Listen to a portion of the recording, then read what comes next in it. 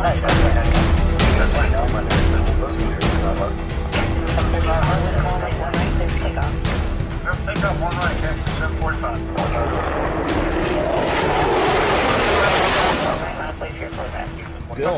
hi, welcome to TPN Podcast. How are you? Thanks, Adam. Good. Really glad you guys had me on. This is exciting. It was kind of serendipitous. Jason, editor-in-chief Jason Depew, EMET, for those of you who like his writing style out there with the call sign, introduced Bill and I.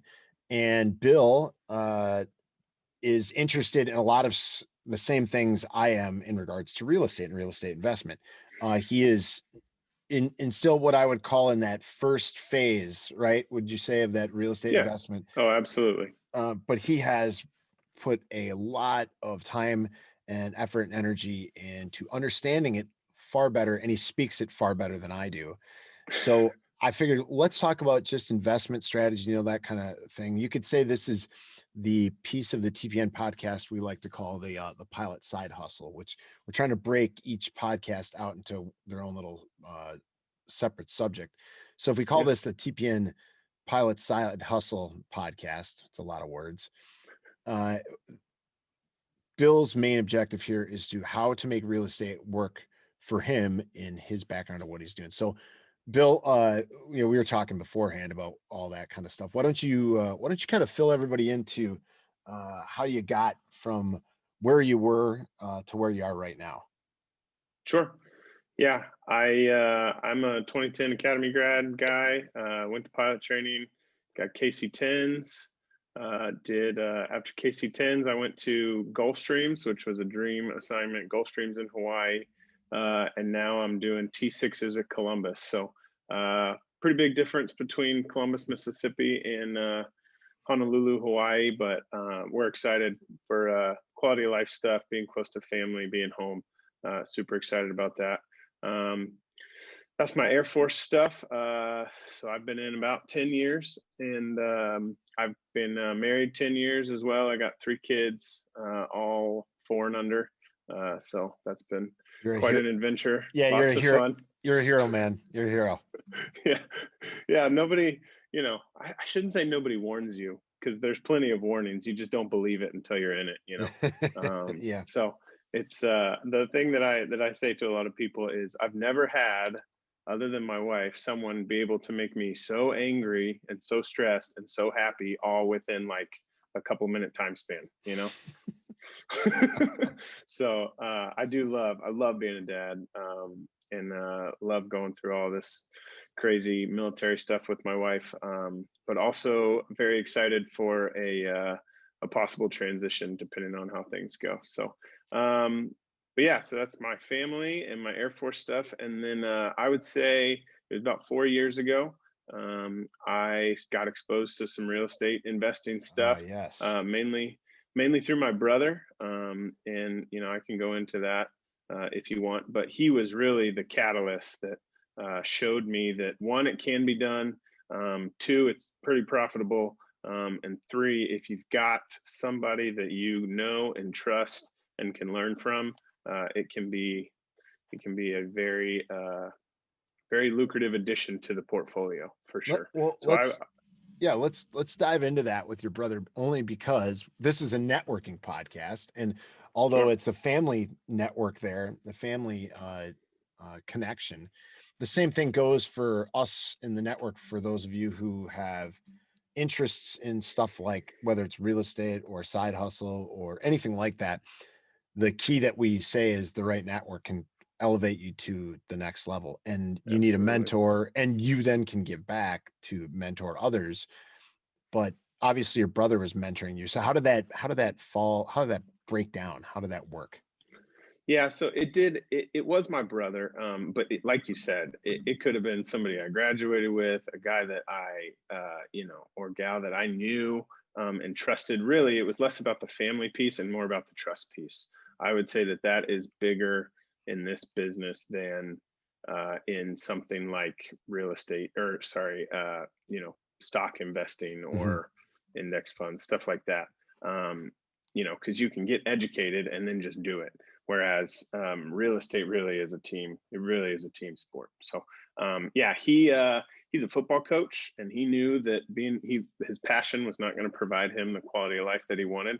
So he started investing, and his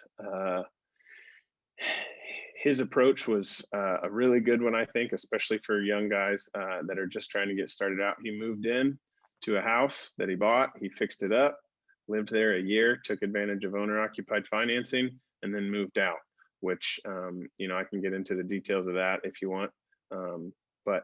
And then he just repeated it and took advantage of it at each stage. And he's done that 5 times. So wow, 5 house hacks. Whew. 5 house hacks.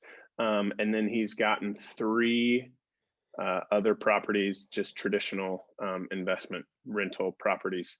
So he's up to 8. And it was after about his 3rd or 4th, which is where I'm at now. I said, all right, man, fill me in. tell me everything. Because for a while, I was very much, oh, it's too much leverage. Oh, I don't want to deal with it. Oh, that sounds so stressful. Oh, what about the tenants? Oh, what about this? And I came up with every excuse in the book. And I was like, you try it. You do it. Let me know how it goes. And yeah, man, 4 years in, I was like, he's killing it. Yeah. He's absolutely killing it. And so he started educating me, and really I started educating myself. Sure. And then the beauty of having someone that you trust is, yeah, he was a mentor for sure. I would call him a mentor, but really what he was the guy that I came to for clarification. So all of a sudden I started to just digest everything I could having to do with real estate, the podcast, Bigger Pockets, Bigger blogs, Pockets, forums, all of that stuff, man. There's so much I think it was Elon Musk that said, like, you don't need to go to college anymore. Like, yeah, it's all available for free, like, and I don't know if I agree with that, but it's true. It's so much of it, so much information is now available for free. And so I've learned so much. But like, when you're just being bombarded by all that information, to have someone who's been there and done that and gone through it, to be able to say, hey, man, my tenant just said this. Is that reasonable? Are they being creative? All that stuff. So yeah, I bought my first single family property in 2017. And in Atlanta, that's where I'm from. That's where he is. That's where my family, my dad's still there. So I've got people that I trust that can go drive by to make sure there's no cars parked in the yard or anything like that.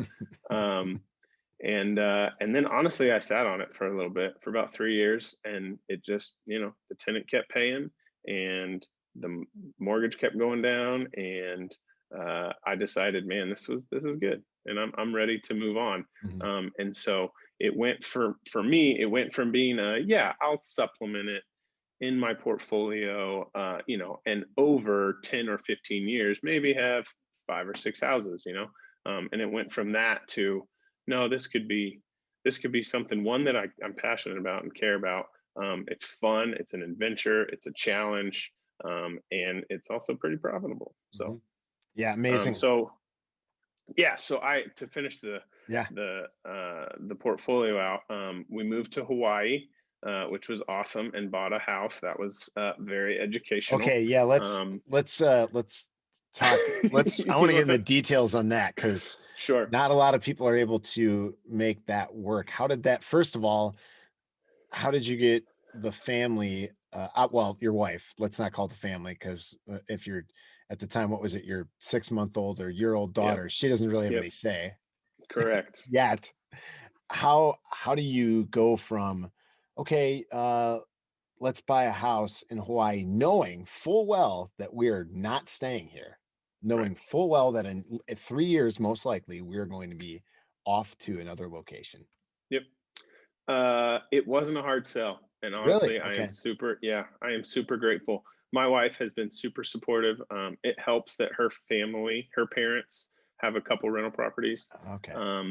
And we knew that, and the other thing is I didn't have to move mountains in order to get that house. If I had to put even 10% down on that house in Hawaii, it would have been very, very difficult. But because of the VA loan, Mm-hmm. I walked in and said, I want this one.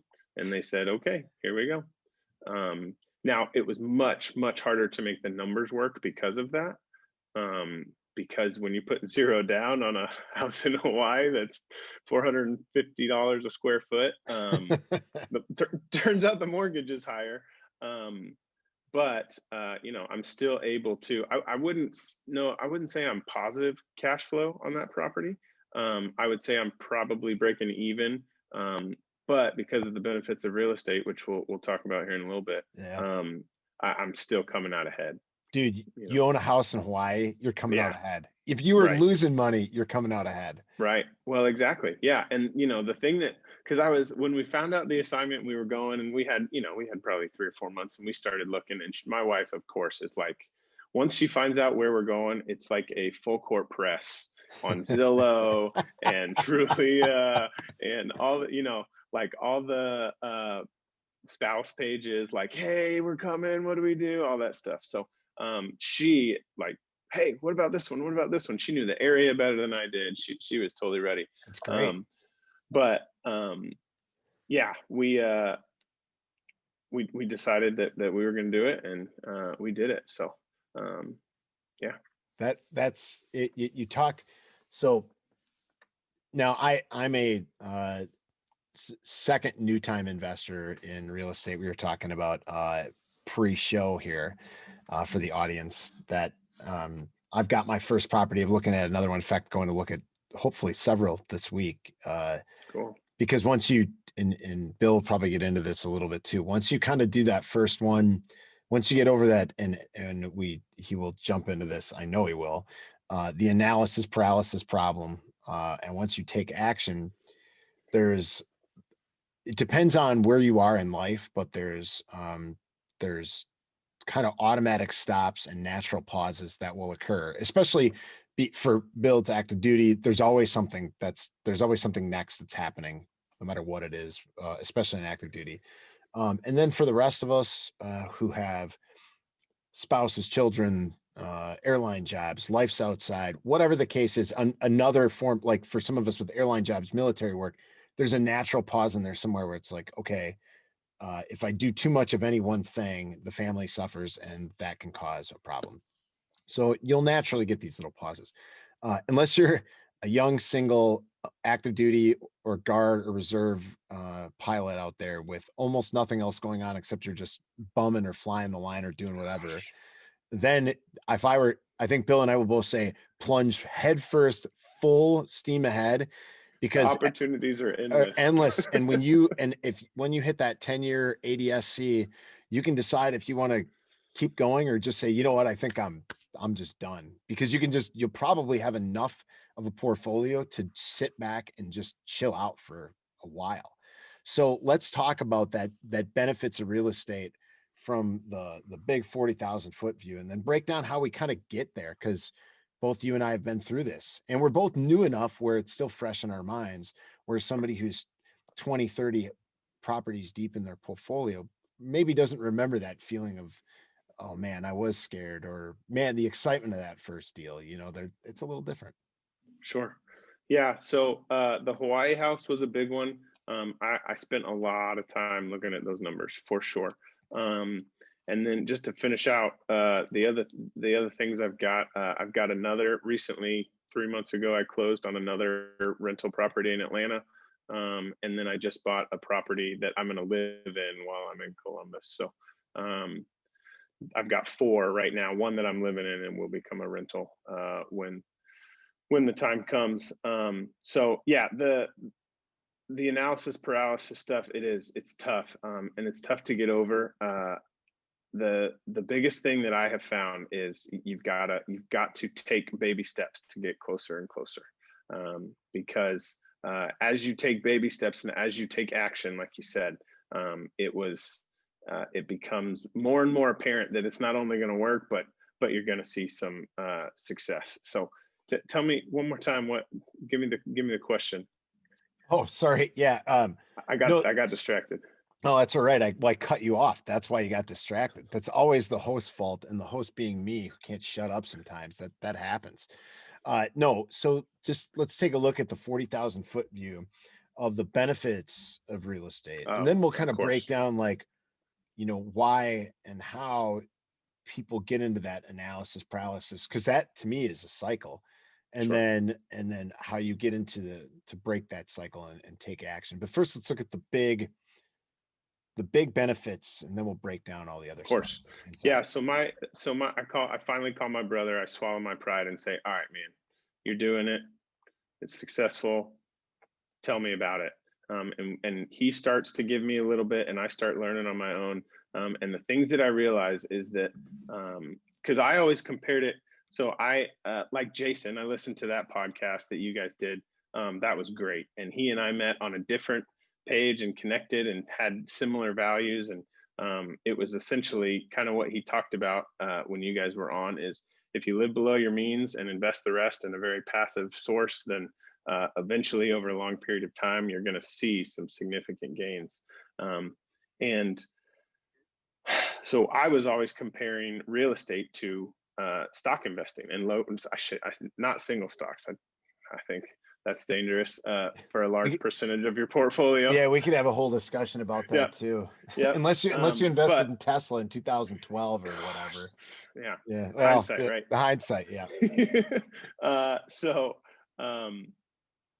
yeah, so I looked at the returns of real estate versus the returns of stocks, and I was like, the stock market's making 10%, 8% is a very conservative number for low cost index funds. Like, I'm Mhm. just going to do that. And then he started explaining, well, yes, your cash on cash return, which is essentially in real estate, what you put down for what you get a year. And that's a pretty easy metric to look at, is it's hard to hit that 10 or even, 8% sometimes, Mhm. depending on how you're doing it and what you got to do. But that's not the only metric. It's not just the return on the cash flow that matters, because yes, cash flow is the biggest one. And if you're negative cash flow on a property, you better have some really good exit plans, exit strategies, and a really good reason to be holding on to it. But cash flow is absolutely the number one reason. The next one is principal pay down. So if nothing changed, us take my first property in Atlanta that I bought, $200,000 home, 3 bed, 2.5 bath, like very typical 1,800 square foot. If I do nothing, if I don't raise the rent, if I can just keep a tenant in and keep the mortgage paid over that 15 or 30 years, depending on how you finance it, that principal is going to get paid down and down and down. And when I'm 45 or 50 or 55, I'm going to have a paid for house that I put very little money into, other than the down payment and the major repairs, which the repairs don't even come out of my budget, because I budget for those in the rent that I receive from those properties. I set it aside so that I don't have to pay out of my own income. But so yeah, cash flow is the biggest one. I would say principal pay down is the next one. Tax benefits is the third. So I I was so amazed after my first year with my Hawaii house. My taxes came back, like I got a significantly higher return. And I asked my accountant, I was like, what happened? And she goes, well, you paid $40,000 in mortgage interest. And I was like, I did what?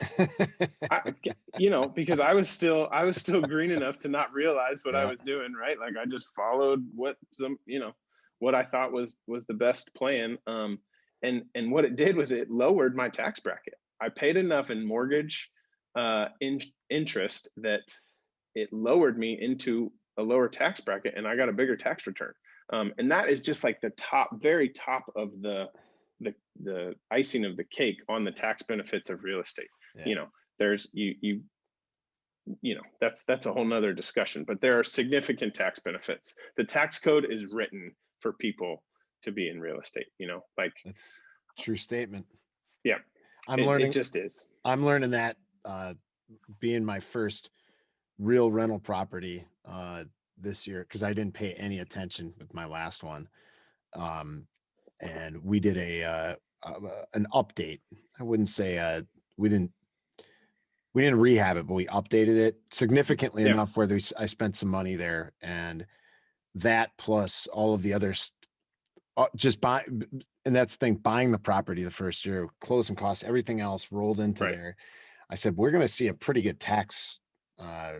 rebate and refund this year, only because of that, not because of anything else we did. Right. Yeah. And it's going to be significant if you do this once a year. So now that we've kind of talked a little bit about your or go ahead. Yeah. They just keep going. Yeah, Right. sure. Oh, they do. So That's for sure. cash flow, principal pay down, tax benefits. And then the last one, and this is the bonus, I call it a bonus because you should never invest based on appreciation. Mhm. But appreciation is a very real part of real estate investing. It just is. So if you're buying in good markets where there's good industry, you've got a good tenant base, and the area is improving, the property is going to go up in value. Historically, it goes up 3%. Sometimes it's more, sometimes it's less. So you should never, in the pro ratas or the numbers that you crunch on real estate investing, I believe you should never factor in appreciation to consider whether or not it's a good deal. But come on, like the appreciation that we've seen is crazy in almost in a large amount of markets across the U.S. Yep. And I think one of the things that you nailed right there. So Bill and I are both fans and members of Bigger Pockets. It's one of our I wish they knew who we were, but we knew who they are. And we're both fans. It's kind of where we garnered a lot of our information, able to discuss. There's a lot of other avenues out there to fill in details about very specific parts of real estate. And we're not going to get into all that kind of stuff like note investing and syndication and all that. This is big picture stuff and how it affects pilots and aviation professionals. But one of the things that you have to do, like you were saying, is you have to kind of break down the why you're getting into it, like you did early on. You said you wanted to look at it and you wanted to set yourself up for success after this was done. You watched your brother kind of go along and see what he was doing and realize that you were going to probably do financially, you're going to have a more secure financial future than a football coach. It's just, I mean, not everybody goes the Bill Belichick route, wins 7 Super Bowls and writes his own check. And even now, for those of you who are football fans out there, this year was not a very good year for the New England Patriots because of all sorts of reasons. Maybe it's Tom Brady leaving or whatever the case is. But Bill Belichick is obviously not going to get fired from the Patriots. But if the downhill trajectory has started for his career, he's going to retire. That's Bill Belichick. A high school football coach at the JV level has got to work his way up to get to just being a varsity football coach to actually make a salary, a decent salary off of this. How better to invest in yourself than in real estate? Because here's the other thing, and you brought it up, investing in the stock market. If you put $1,000 a year in the stock market, and that's all you put in year in and year out, you're not going to have a huge sum of money when it's time to retire. And that money is essentially locked up. There's no way to pull it out. If you take $1,000 and you find a way to use it to invest in real estate, and that might be, okay, I can't afford a really big place, but I could get something that's really small. I can do an FHA loan. There's all sorts of avenues for financing. Again, there's lots of different ways to find out that kind of stuff. But you're not going to be able to find an opportunity to get into it. And this is definitely geared right towards the younger folks out there who are brand new to this. But to live in a place that you can, especially if you're a military person and you can get a 0 down loan in the VA, put it towards a house that you want to live in, maybe even if you can really do it, get some sort of duplex or multifamily unit and start there. If you do that when you're 24, by the time that you're 30, that place is going to be probably half paid off if you just plow a bunch of other money into it. And the world becomes your oyster then. and you can go be that football coach when you get out of the military or do whatever else you want. Yep. So these are Yep. that's kind of the benefits and the whys, I think, of why people want to do this. Now let's talk about that. How do you take that first step? Because you and I suffered from the same exact thing. I read for 2 years, and then finally it was the pandemic pushed me off the ledge to go do it finally. What was your analysis paralysis issue, and then how did you eventually take action? Yeah, so I am the same way. It took me a long time of looking at things, getting educated. So really, if I'm honest, I got the first one because I fell into it.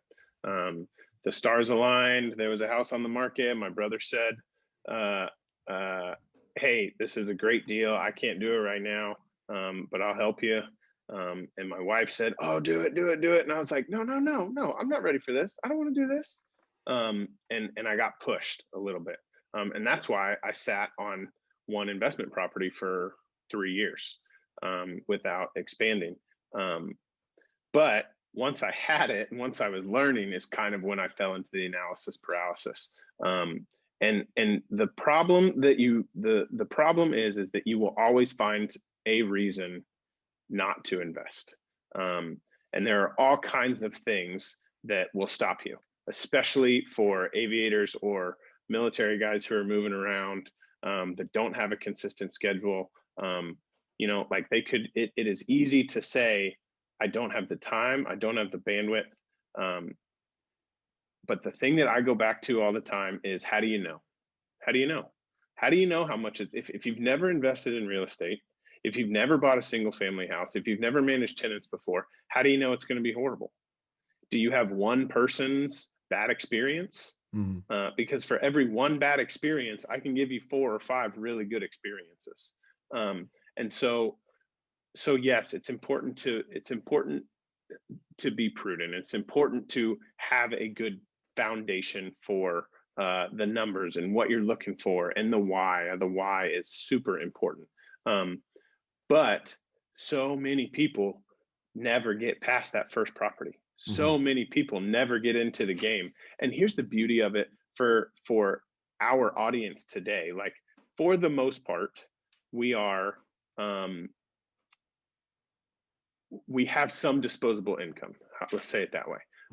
So if I find a relatively inexpensive property, whatever it may be, there's the house hacking stuff. There's all kinds of things that you can do. But let's say it totally crashes and burns, and I put $20,000 or $30,000 into the deal. Well, at worst, a scenario where I get $0 of that money back is the chances are low. Very slim. It's very slim. Right. So I look at what's the risk versus what's the reward is really what it came down to for me, because the potential of real estate, all those benefits we just talked about, the economies of scale that you can do, the amount of niches that you can go into, like they're endless, right? And so for me to say no to all of those things based on some preconceived notions of a few people that I've heard have had bad experiences, or things that I, have envisioned as bad experiences as a real estate investor, why not just try it? Sure. That's what it came down to. Just try it. And hey, guess what? If you hate it, if tenants are calling you, then you have 2 options. You can say, well, maybe there's a better way to do this, and you figure out the better way. Or you say, not for me. I'm going to find a different way. And what have you lost? Yeah. Well, and I was just about to say, what do you think about this idea too? I liken myself to having a small entrepreneurial bone in my body, but nothing major. TPN was not started to be a business. It was definitely not started to be a business. It morphed and molded and evolved into one. But a lot of us don't have ideas of, like, I'm not going to produce a product. I know very well I'm never going to produce a product. I have no manufacturing idea in my head. I don't know if I'm ever going to write a book or do anything like that. And I don't know what my entrepreneurial drive would be, except for some of the voiceover stuff that I want to do in voice acting. But then again, that's like, okay, my own little business that's based on me. For those of us out there who do have a drive, but don't know really where we want to put it yet, in my opinion, and I wanted to get your opinion on this as well, I think real estate is the best, most perfect pool to dabble your real estate feet into, because you can build out an entire business based on real estate. On all, I mean, there's literally maybe not a million, but there's hundreds of different ways to build a business based on real estate. And Yep. you can do all sorts of different stuff. And if it works, you could sell that, you could package a business and sell it up. If it Yep. doesn't work, you can realize maybe this isn't what I want to do. But you don't have to have any idea. You don't have to be creative or brand new to it. Or I shouldn't say brand new. You don't have to be creative or have this ingenious new, it's the Uber of. It's just you can go and buy a property and start building a business around how you manage your own one property portfolio, and then slowly grow it. And then it starts to get into all these other things. And that might give you the idea to be a entrepreneur on the outside. Do you think that's crazy talk, or do you think that's actually got some merit to it? No, I 100% agree. I have for a long time. It started when I got my MBA. I was Mhm, like, man, you look at the people who start their own business and grow it and scale it, and it's like it's that adventure mhm. that I was talking about earlier. Like it's a challenge and an adventure, and I love it. But I don't have a creative bone in my body, you know. Like I am. You give me something to go after, and I will go after it. You give me a little bit of a structure, and I will make it better and do my best at it. But yeah, man, I'm not going out into the marketplace with my great ideas and my innovation and like I'm not that way. And so when I started investing in real estate, I started to realize this is it. Yeah, sure. Yeah. This is it, like you can scale. You have to manage. Eventually, I want to have some employees, whether it's a property manager or like a team. There's definitely a team, like a Mhm. loan officer and a realtor that you've got to interface with and network with and work well with. But then there's also like inside salespeople that you can do, like people that are going and finding deals, like all kinds of stuff that you can do. Exactly like you said. Yeah. It is the opportunities are endless for sure. So, and I think as we as we often do on here, and many of the best podcasts, of course, we'll lump ourselves right in there with that.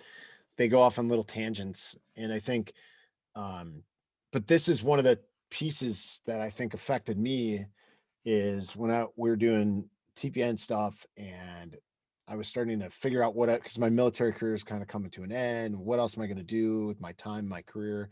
Yes, I'm going to enjoy my family. I'm not going to put nearly the amount of time into the next thing as I had to put into the military, kind of a deal, unless I choose to do so. But the analysis piece there for me was, okay, what do I want to do? Do I want to do a multifamily, single family? Do I want to get into apartments? Do I want to go commercial? Do I want to do buying notes? Do I want to get into self-management? Do I want to do flips? Do I want to do single family flips? Do I want to do multifamily burrs? All this kind of stuff. So for those of you who don't know what any of that means, that's your homework. Go out and look.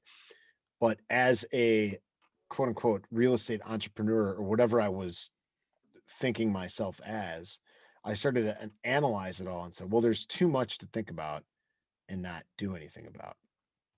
So you're already taken action, if not by force, then by some divine intervention by everybody else around you. And now you're sitting there and you're like, okay, I've got my property. I'm a real estate investor. And you're like, and time out, pause. You didn't do it. What drove you back into action again? How did that next deal come along and change your trajectory, if you will? Uh, Another opportunity presented itself. Okay. The next property for me was Hawaii. I knew that the market in Hawaii is a crazy market. God is not making any more land, is Not what anytime somebody told soon. me. Yeah. Not any, yeah. So, especially out there in Hawaii, where everybody wants to go. The military tenant base there is huge. So, anyways, that opportunity presented itself, and so I knew I wanted to do that. But that was one that kind of, again, it forced my hand. I would say the one that put me over the hump, right, is the property that I closed on last year, which that was a combination of, hey, I have saved over time. I want to employ this capital. How am I going to do it? And that was really the crux of the decision for me. Like, Yeah. I can take these tens of thousands of dollars and put them into the stock market. And yeah, honestly, it's a toss up how they would have done, how it would have done this year, especially depending on when you put it in. But I know over the long term, the benefits of real estate are going to at the very least, keep pace, if not supersede that type of investing. Sure. And it just comes down to how passive you want to be, because stocks are admittedly much more passive than real estate. But what pushed me over the edge was I realized, like, I'm just going to do it. All the information that I was flooding myself with was, hey, you can look at numbers all day long, you can try to educate yourself all day long, but if you don't take the action, then you'll never, that's the learning really occurs in the experience. Yeah. So, and don't be afraid of failure.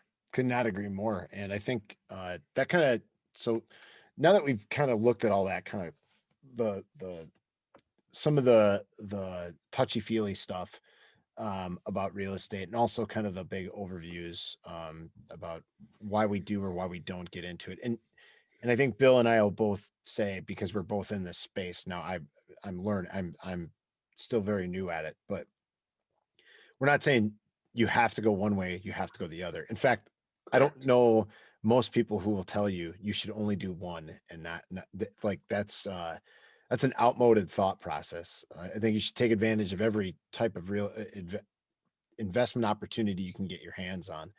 And as for the younger audience crowd out there that can, you can't make a mistake. At 24, lieutenant who just graduated pilot training, you will not make a mistake with even up probably $50,000 unless you go on Robinhood and option yourself to lose $1 million.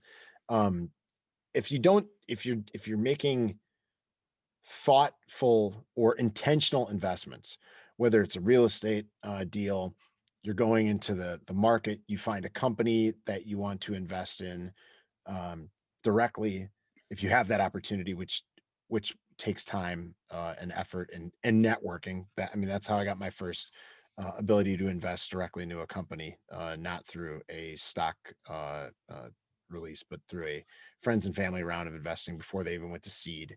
So Cool. Yeah, very cool. And we've had the founder, Bobby Quinn from Raven Spatial, on the podcast. Him and I have become very good friends. But to get that opportunity was all through straight up networking. That's how I got that opportunity to invest. So for the younger folks out there, and that doesn't matter if you're active duty, military or not, you're brand new airline guy. If you're a furloughed regional guy or girl and you're looking and you're trying for work, this is the perfect time, the absolute perfect opportunity to focus it on this kind of stuff. And instead of just saying, well, I don't have any money, well, that's fine. If you don't have any money, you know what the best thing to do is learn. And the best way to learn is to go offer your services to somebody to help out. Find a realtor in your area who's looking for help. You don't necessarily need to go pass your real estate licensure exam tomorrow.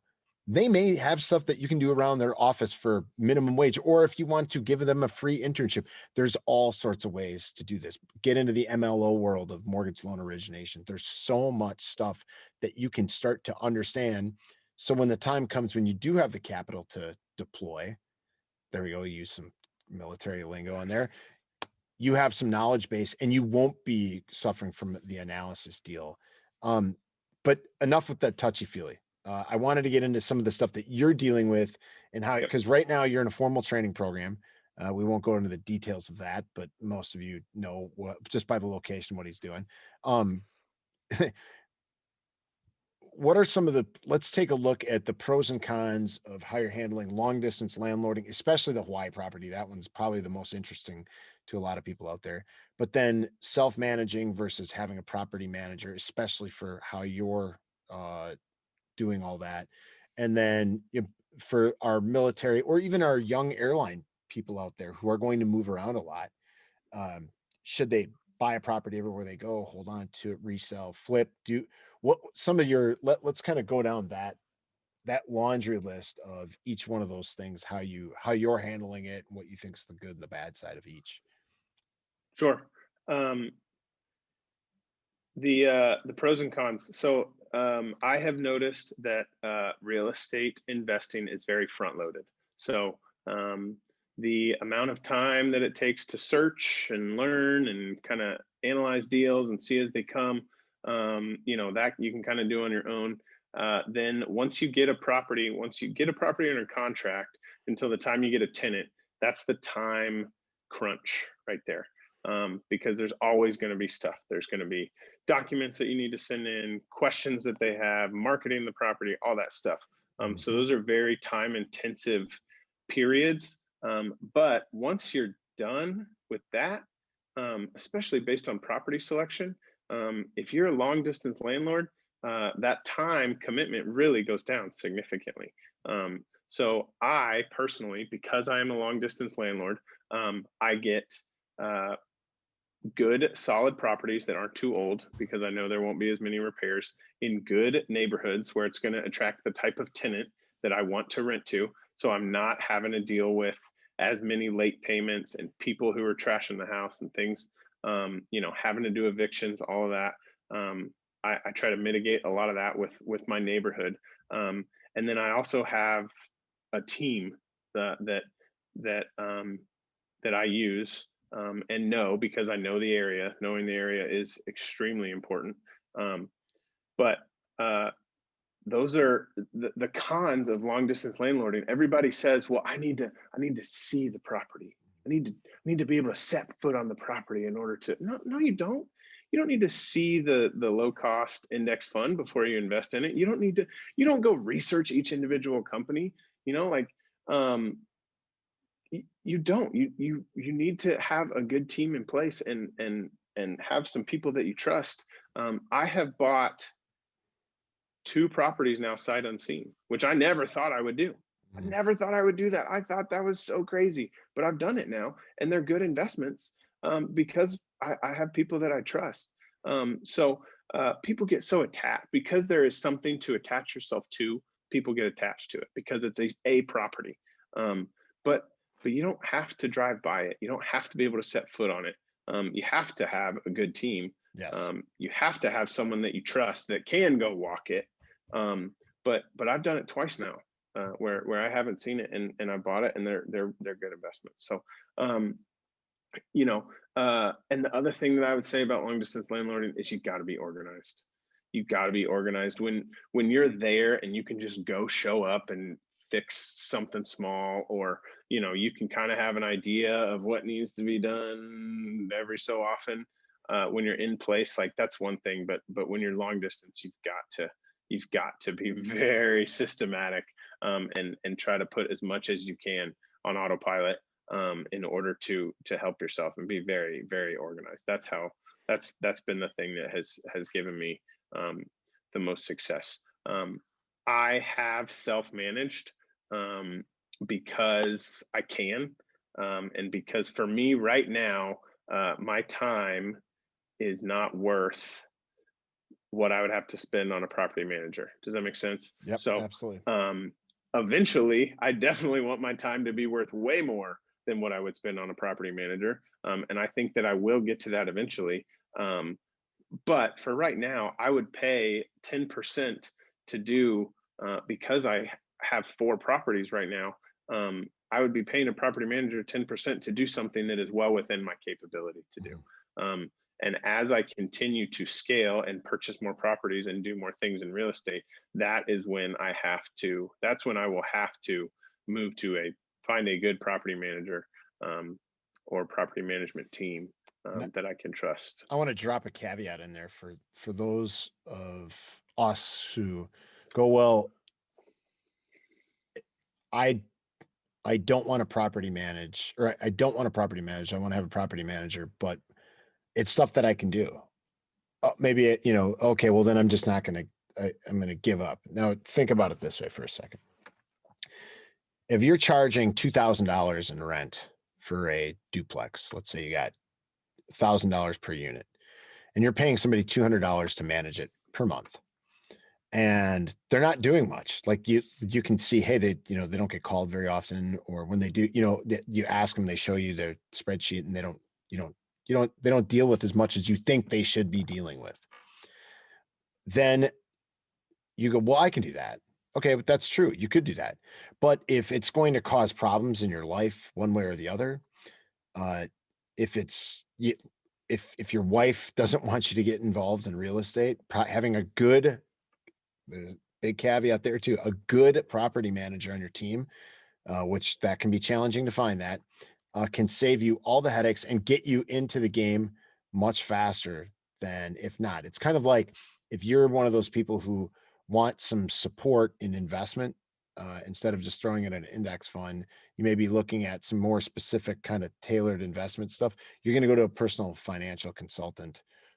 Just like in real estate, you have the capability to go find a good property manager and go out there and use it. Case in point, I use a property manager because uh, there's some stuff that makes, I wouldn't say my time is any more valuable than anybody else's. And Bill's not saying that either.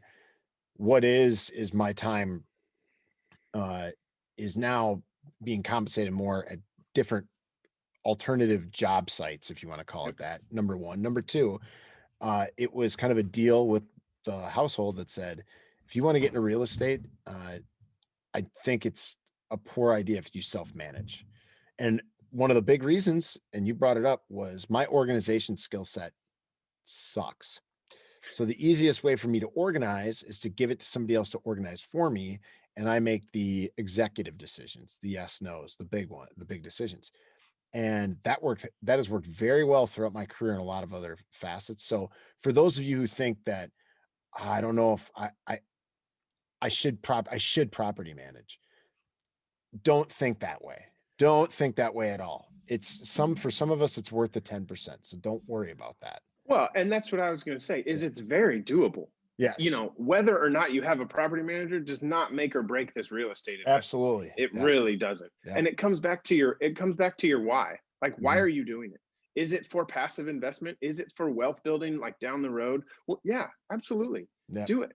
Get a property manager, put it on autopilot. Don't worry about it. But I will say, the other caveat is don't think that just because you have a property manager that you don't have to do anything. That you don't have to worry about it. Yeah. And you're good. Oh, I got a property manager. They're going to take care of everything. You've got to manage the manager. Nobody cares about your property. Nobody cares about your property the way that you do.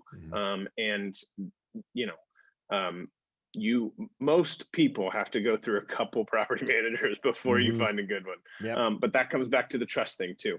The other thing that I'll say when it comes to property management is once you need them, it's too late most of the time. Yeah. So the first time you have to evict a tenant, you're going to want a property manager. I promise. Yeah. So the reason that I'm not doing it right now is because of the experience that it's gaining me. It's because of the lessons that I'm learning, and because I have the bandwidth right now. I might not in the future. And so that is one of the things on my list is as soon as I want to make it more passive, that's my plan, is to put all of them under property management. See there, and that fantastic points across the board. So speaking of long distance landlording and property management, and this is, I used to think it was geared only towards active duty, but then I realized, no, it's geared towards almost everybody in aviation, because you can end up moving like crazy, especially now. There's jobs that are going to be lost and gained and moving again. And if you're a guard guy and you get a really great job in New York and you're like, oh my gosh, I'm buying a place in Connecticut, and you lived in Topeka, should you buy everywhere you go? What do you think? That is the question. Yes. That is the question. And I spent a lot of time thinking about this. And what I came down to is, in all of my research and everything I've learned, the times where you really can get in trouble in real estate investing, especially as a long distance landlord, is when the market starts to decline and you don't realize it. So for me, I would have had a property in New Jersey, a property in Hawaii, a property in Columbus, and depending on how many places you've been, that's 4 or 5 or 6 different markets that I really have to have a good beat on, that I really have to know what's happening. So for me, what it came down to is if the market is as important as I think it is, I'm going to pick one and invest most of my time there. So that's the answer that I chose. Is I chose to do one market and build a team in one market and have one realtor and one loan officer versus multiple spread out all over the U.S. Now, it's a little hypocritical for me to say that because I did take advantage of buying a property in Hawaii because I was going there and because I could use owner occupied financing.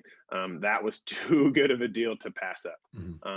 But yes, for the most part, I chose to do one market versus many. Now, you can be successful. You can doing that. And I know of people who have done that. Yep. And it works out very well. And the advantage to the multi-market is if you buy everywhere you live, you get to know that area and you can build your team. So if you're there for 2.5, 3 years, like you have found a realtor, you have found a loan officer, you can find a property manager. So there are definitely benefits to that. I will say, do not just buy where you're going because you're going. So just because you're going to live there does not mean that it is a good place to invest. There are lots of good places to invest that we go in aviation and in the military. Yeah. But just because you're going should not be the sole decision criteria.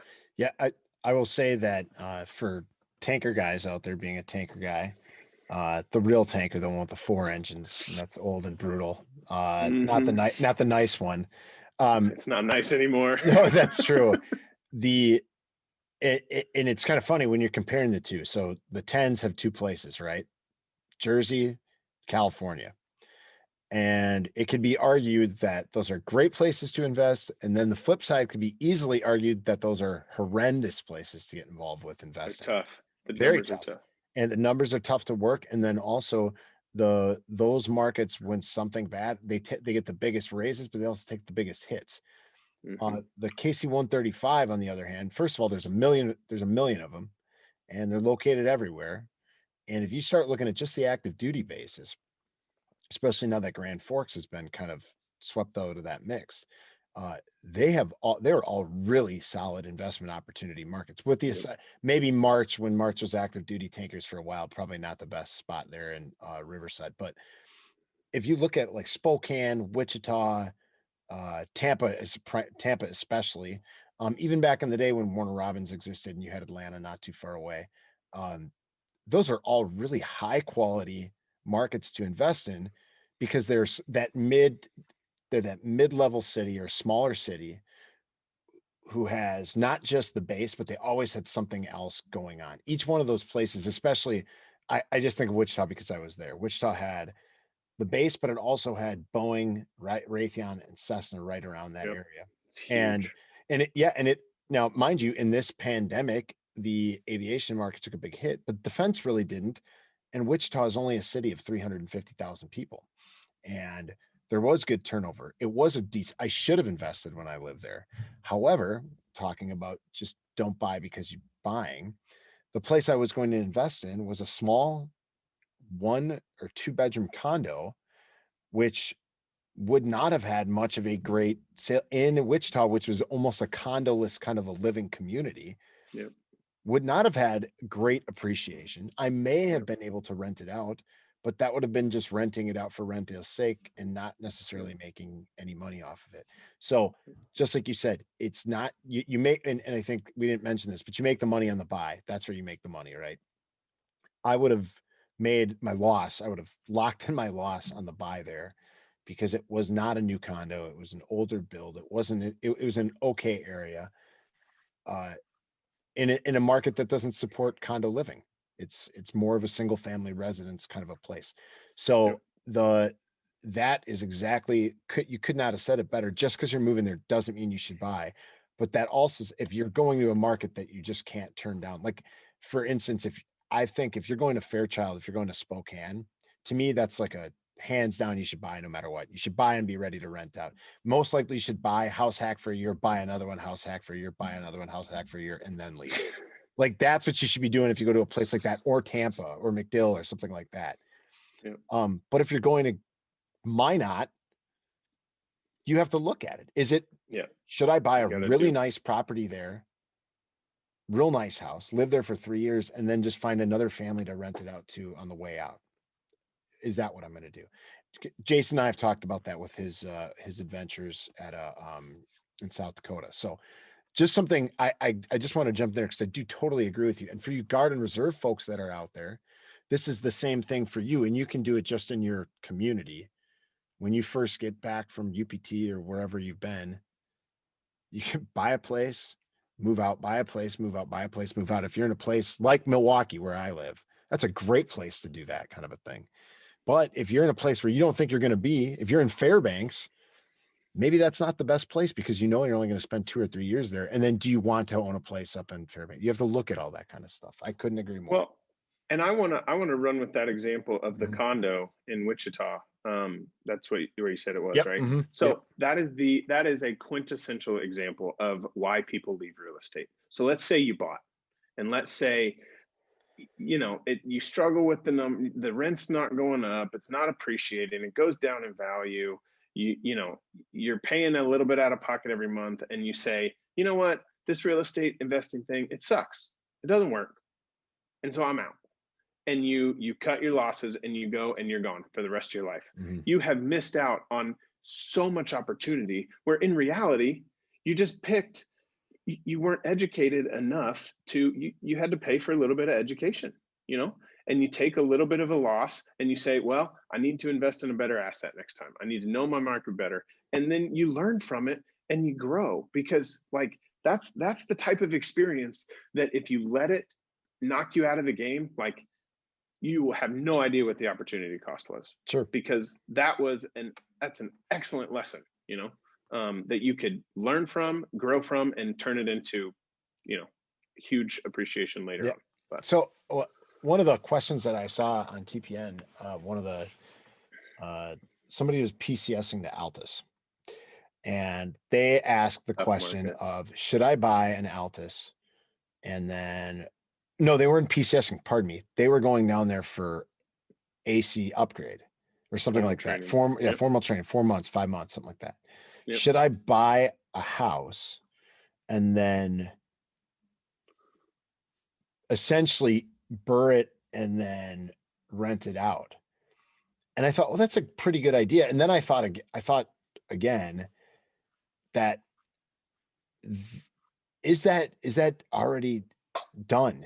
Is that market saturated in certain places like Altus, where you can go online right now and there's more than one company and one group of people that already have houses for rent for large amounts of folks.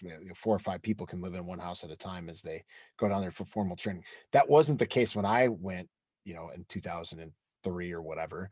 But nowadays, there seems to be a lot of folks doing that. Do you think that model in some of these places is starting to saturate a little bit too much? So I know that I keep going back to this, but it's because I think it's so important. What's your why? Yeah. What's your why? What's the goal? Because here's the deal: high risk, high reward. Those markets, there are some crazy returns that people Mhm. are getting for real estate. When you rent out, when you rent out rooms, when you get military guys coming in for short term, 3, 4, 5 months at a time. I'm in San Antonio. I thought about the exact same thing. Here's what it came down to for me, especially in a market like Altus. You only have one tenant base. Like if the military, and I'm not saying the military is going to leave Altus anytime soon, I don't think so, but if they pull out, some guys, so they changed the rules back a couple of years ago, and everybody was losing their minds, like, you can't stay off base anymore, what are we going to do, we've got all these houses, like when you only have one exit strategy. Mhm. Yes, high risk, or high reward, but yes, high risk. So Yeah. Fair that's what it point. came down to for Mhm. me, is I am not, so my why is not get rich quick. I am not investing for cash flow. I am not trying to make this my primary income. I am investing for wealth building in the future, for the long-term future. So for me, the get rich slow, I am totally good with that. So I'm going to mitigate the maximum amount of risk in order to get the maximum return. Well, I will then throw the curveball at you right now, because normally this is all a softball podcast all the time, but not today, because you brought this up on yourself. Then why are you buying in Columbus? Because Columbus to me represents a very Altus-like environment. Yeah, I would say you're absolutely right. And the answer to that question is I decided to take action. And I am, and so here's honestly, this is my honest answer. I did not want to go and rent and always wonder, what if I had bought? Sure. So I'm buying, I'm going to pay into a mortgage for maybe 2 years, maybe 3 years. I'm going to rent it when I leave. And man, if it's, if I can't get the numbers I want, if it's not appreciating, I know it won't appreciate. I know that market doesn't appreciate. It hasn't appreciated. It hasn't kept up with the average appreciation for years. But if I'm having trouble, if there's lots of maintenance, like, I'm just going to sell it. Yeah. And if I lose $5 or $10 or $20,000, because first of all, I don't have that much money in it.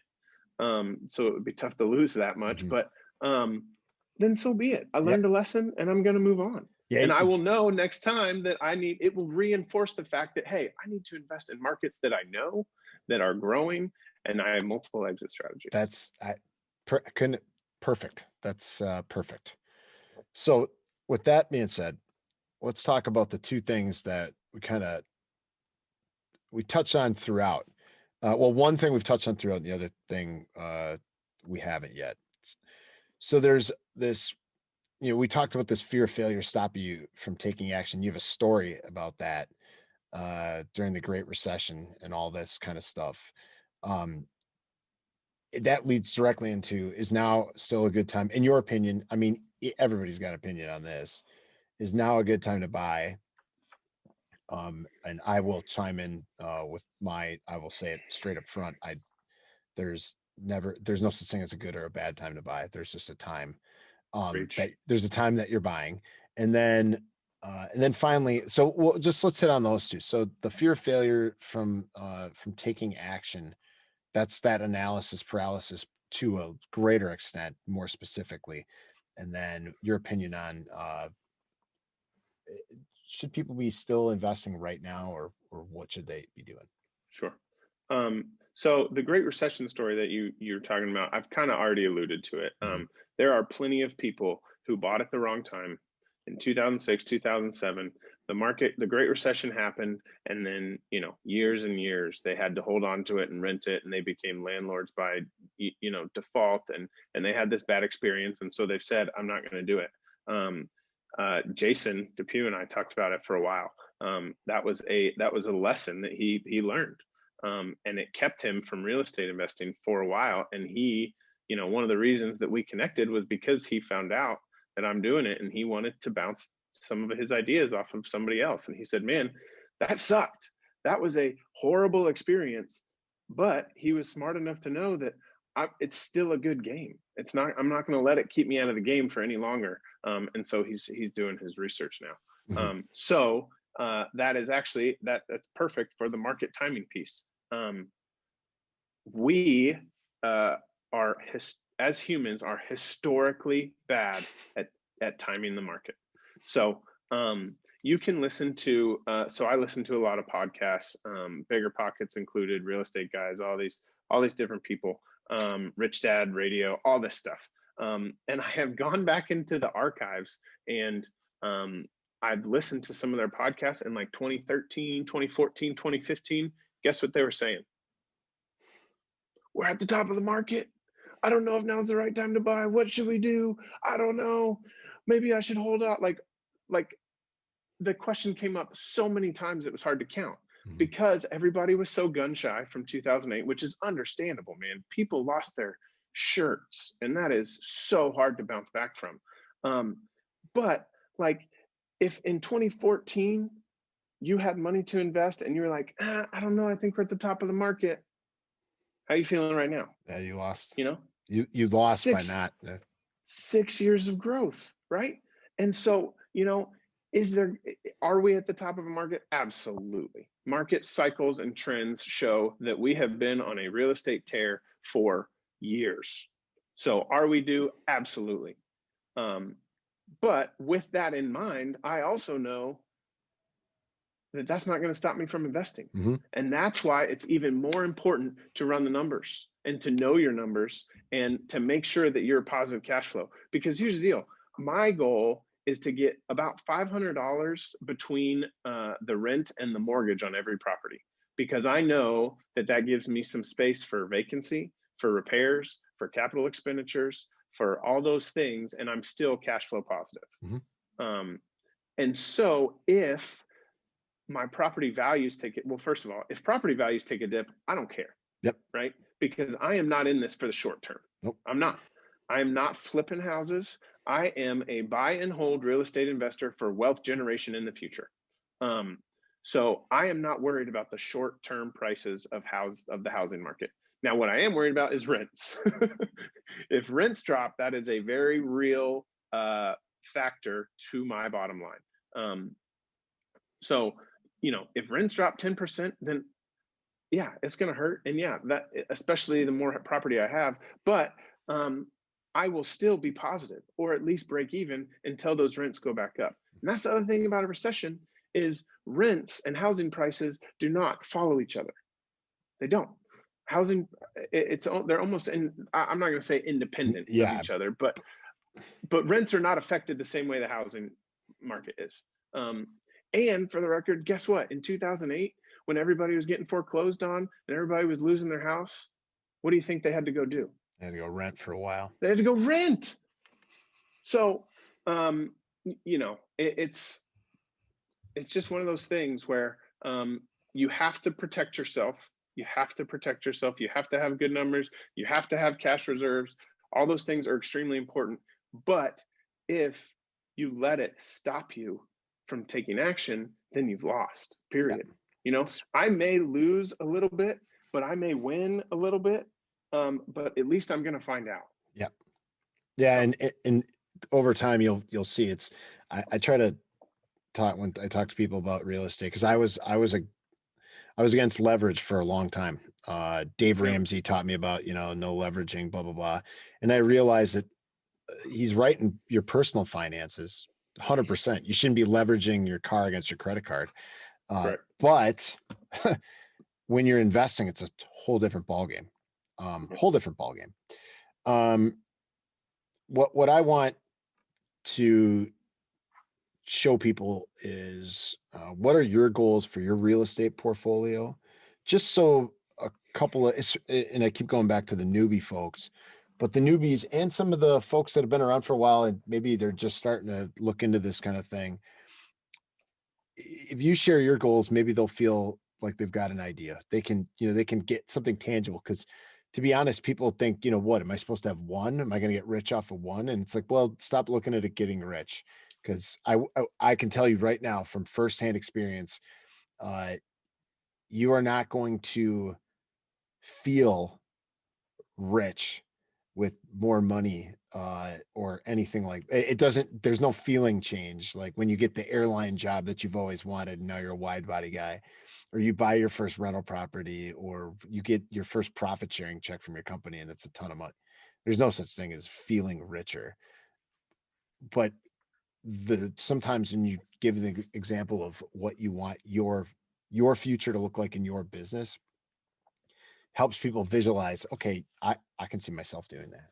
Or, nah, that's not what I want to do. Maybe there's a different avenue. Like you and I have, I think, two different avenues that we're both going down. We're probably executing very similarly, but I know we don't have the same goals. Yeah. Yeah, I would, well, first of all, to the newbies, I would say, take advantage of your time and resources that you have extra of. There are so many things that you can do. And I say, like I'm still relatively young, but I have three very real responsibilities at home, that every minute that I'm not spending at home with my kids is time that I'm taking away from them. So, you can build such a good foundation, before you have a family, if that's your goal, or while you have spare time. There are so many things you can do. And the thing I would say is, just without getting into a ton of detail, is research house hacking. If I could go back, I would do exactly what I mentioned earlier. You move into a house, you put a very small amount of money down, and then you have to live there for a year if you get conventional financing, which 95% of people are going to do. And then you move out and you do it again. And like I said, if you figure out that you hate landlording, if you hate, then just don't do it anymore. But just try it and see, Yeah. because I promise you, it is a very profitable endeavor. It Yep. really is. I did it by accident. I did it by accident, but yeah, it is. I wish I would have done it from day one. Even the Wichita thing, I wish I would have done it in Kansas. And man, the other thing is if you don't know how to turn a wrench, or if you don't know how to fix something, buy a house that you can house hack, and you're going to learn. Even if you hire a handyman to do stuff, you're still going to learn some of it. And then once you do have a family and your daughter needs her whatever done in her room, you can do it in a lot less time. And because you learned it when you were in your 20s instead of when you're in your late 30s, early 40s, because it's the first time you really started doing that stuff. So besides the house hacking thing, what do you think your portfolio is going to look like in 5, 10, 15 years? So goals, and again, I'm gonna say it again, because I've said it, and because it's important. It's your why. What's your why? Because if you're doing it just to get rich, I promise you, that's not going to last. That's not going to stand the test of time. And you're going to run into a barrier. You're going to get a phone call from a tenant that you don't like. You're going to have to evict somebody. And you're going to be like, what am I doing this for? I'm out. And you're going to become resentful. So you've got to know your why. I read a book called The Simple Path to Wealth by J.L. Collins. Totally transformed the way I see personal finances. And one of the things that he talks about, he calls it FU money. I call it walk away money. It's essentially having enough assets to be able to walk away from the income that you are currently earning. So whether it's from the military, whether it's from the airlines, whether it's corporate, or whatever it may be in aviation, if management changes, if they try to send you on a 365-day deployment, if something in your life happens where you need to walk away from that income, are you going to have enough to live and to put a roof over your head and food on the table, so that you can do what's best for you and your family? That's my goal for real estate. And I'm still, to be honest, I'm still figuring that out. I want to continue to build the portfolio, but I don't think I want to stay in single family. I think I want to move to multifamily. I think there are things like self-storage that I'm looking into, multifamily, and you can get overwhelmed with all that, but that's my why. My why is to have enough passive income that, if I had to walk away from my primary source of income, that I would still be okay. And here's the other beautiful thing about that. When you have that walk-away power, you're happier, you're more productive. And if you do have to walk away and you can pursue something that you're passionate about, you actually do better, and you usually end up making more money because you love it. So it's all pretty good stuff. So that's my goal in a nutshell. You want me to get more specific? No, that's perfect, because that's exactly. Getting specific might give people a target to shoot for, Right. but I think the first target that anybody should shoot for is research a little bit, and then when you're ready, and that's not that I shouldn't say when you're ready. I think both of us will say this: when you don't feel ready, but you feel like you know something, pull the trigger. When you don't feel like an idiot going to talk to a realtor, that's when you should go talk to a realtor. Yep. And you're not going to feel ready, and you're going to still feel like you don't know anything. But if there's certain things that you can say, or you understand when they say something back to you, and you're able to break it down a little bit. If you can break down numbers and cash flow opportunities to you, and you understand some of the basics of that stuff, you will then it's time to go talk to a realtor and see what you can do. And Yep. just to for people that are interested in that kind of stuff, we don't have any affiliation with them, but biggerpockets.com is the best place in I think both of our opinions to start out with. They have what, 5 different podcasts, I think now.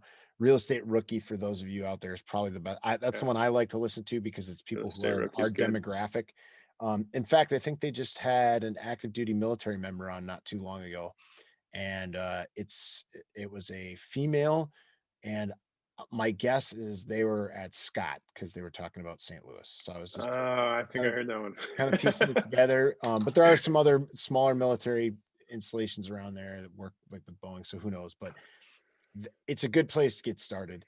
Uh, Yep. and our place to end is coming up here rapidly. So we got to hit the usual, the 3 cheeseball questions that I normally ask, but in this time, they're not questions. These are just the 3 boldface or memory items, depending on what you call them. Uh, that Bill floated my way, and I said those are perfect. So why don't you give them what your 3 memory items from the takeaway of this podcast is for them to go out there and rule real estate in the aviation vernacular. Uh, yeah. So I feel like a little bit of a broken record, but Nope, um, you have to be right. Pilots, that's the way pilots operate. We operate. You got to just keep saying it over and over and over again until it sticks. yeah. So take action is the biggest one. Take action. It will stop so many people from getting in and learning the things that are valuable to learn just because they're afraid of losing money. Mhm. If you haven't lost some money in real estate, then you're not trying hard enough and you're not risking enough. I would say a little bit. I'll preface it with that. So take action. Set goals is a big one. So human psychology. If we just say, if I say I want to build a real estate portfolio, it's not really a goal. It's not going to get me any closer to what I want. Now, if I say within the next 90 days, I want to put an offer on a house, There you go. there's a goal for you, Yeah. right? And guess what? That day, and you put it on your calendar, you put it in front of you so that you have to see it every day.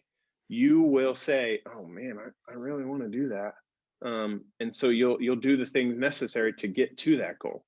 And then what happened to me is I learned and I grew and I loved it, and it was easy for me. It wasn't like, oh gosh, I don't want to put an offer on a house. It was like, this is awesome, and I Yeah. want to go do this again, and I want to figure out how I can do it more. So, Mhm. and then follow through. Don't wait for the perfect time to buy. It won't happen. You run the numbers for a good deal and get in the game. And analyzing real estate numbers is pilot math at best. You've got to figure out a couple basic things, a couple things for how much to do for expenses and vacancies and all that, and then you just get into it and you learn as you go. Don't wait. If it's a 10-step process, don't wait until you have all 10 steps down to get in. Just figure out step 1, and then while you're doing step 1, figure out step 2. It's a flow and not a checklist. Right. It's a flow and Yes. not, yeah. You can do one thing and go to the next thing and kind of just keep it all moving. Because man, are you right? And I hate to butt in on a memory item, but man, one of the key things that I learned was when you make that first offer, way more so on an investment property than the house you're going to live in, is you will make a offer, you will go to contract, and then you will do 5,000 things at once. So you have to be able to do in that, like you said, it's all upfront cost, time or money. You have to be able to figure all that stuff out, because if you're going to be rehabbing that place and you're not doing it yourself, you will be on the phone with contractors saying, "This is the date you can get in. This is the date we close. We got to get this done." Because you'll see this may be further down. This is advanced, but that's all the stuff that you start with. So yeah, um, uh, you're gonna have to learn how to do that flow. So take action, set goals, follow through. That is a perfect way to sum that all up. And then you have a couple other things that you wanted to also mention, 2 other memory items. Yeah. Find someone to learn from and work with. There are people out there that you don't even know are real estate investors. When I started doing this, I did it on my own for a long time, and then I started talking about it. I started asking people questions. I started to say, "Hey, I'm thinking about doing this. What do you think about that?" And then maybe they'll say, "Oh no, man, I don't want anything to do with that." But hey, this person, this girl knows what she's doing. You should talk to this guy. That kind of stuff. You'd be amazed. So yeah, find someone to learn from and work with. That'd be a big one. Networking at its finest. And then what's networking? In the last piece, the last bull one. face. So I wanted to just give people an opportunity, open invitation to reach out to me. Okay, perfect. There are lots of people that know a lot more than me, but for people that are getting started, for those who are intimidated by it but want to get into it, feel free to reach out to me. I'm on TPN, I'm on Facebook, email, all that stuff. So and then even the other thing that's really good, and we didn't talk about this much because this could be a whole nother podcast within itself, but do a deal together, possibly. You know, like find someone that has done it before, who has gone before you, and say, "Hey, I've got this much money to put in, but I'm not sure what I'm doing. Would you be willing to partner up with me? We'll do it together, and I can learn as we go." That's another great way to get into it. So. Yes, it is. I've known people who've done that oftentimes. Well, everybody, that's Bill Stainback, the man, the myth, and now the legend, because he's joined the TPN podcast, and he's I don't know about that. a younger than I real estate investor who's got big dreams going forward. And like he said, it's not about the what, the how, or any of that. It's really the why. Why are you going to do this? If you want to have 1,000 properties under your name, well, why? If you want to build a $50 million a year real estate corporation and you have a good why for it, that's awesome. But if you want to have a 5-unit portfolio under your name and you want to do that as a retirement hobby pastime, that's another totally legitimate and awesome why. Absolutely.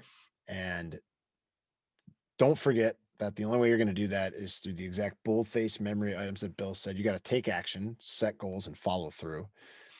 Find somebody to work with and learn from. We've both done that. And then if you need that somebody, you can contact Bill, reach out to him on Facebook. He'll give you an email through a direct message there. We're not going to do that on the podcast, but he'll be able to hit him up on Facebook or post in TPN. Bill will see it. I'll see it. I can direct it to him. And if you need to get a hold of us at TPN, you can go to heyguys@thepilotnetwork.com and write an email. So that's our email address now, or go to the Facebook page, The Pilot Network. Hit us up in the group, write something, we'll respond. You can DM Matt or myself or Jason if you have an idea for a story, a podcast, YouTube video, or any of the like. Or if you're just interested in our new merchandise, the stuff that we've got coming out, all sorts of new things in the Pilot Network, go to thepilotnetwork.com and check out all the groovy stuff there. Everything's linked from the page. We want to thank you again for joining us. We hope and